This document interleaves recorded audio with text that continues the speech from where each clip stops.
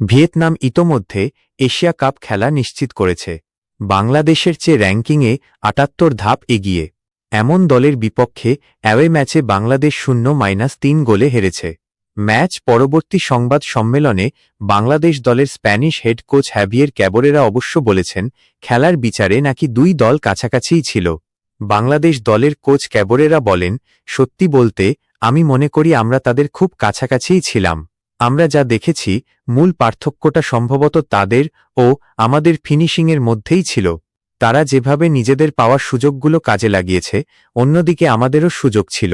আমাদেরও গোল করার সুযোগ ছিল, কিন্তু শেষ কাজটা আমরা করতে পারিনি, যা অন্তত আমাদের ম্যাচে একটি গোল এনে দিতে পারত। আমাদের পরিকল্পনা অনুযায়ী সব হয়েছে। High press, goal kick, defensive block এবং আমাদের বিল্ড আপের ক্ষেত্রে আমরা সামনে এগোনোর এবং সুযোগ তৈরির পথ খুঁজে পেয়েছি। বাংলাদেশ প্রথমার্ধে ৩ গোলে পিছিয়ে পড়ে।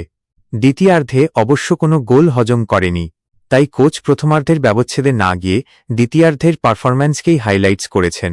আমাদের পারফরম্যান্স খুবই ইতিবাচক ছিল, বিশেষ করে দ্বিতীয়ার্ধে।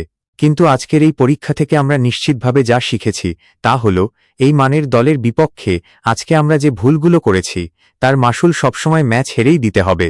আমরা দুটি সেট পিস থেকে গোল হজম করেছি এবং এমনকি তৃতীয় গোলটিও এমন ছিল যা আমরা চাইলে এড়াতে পারতাম। ৩১ মার্চ এশিয়ান কাপ।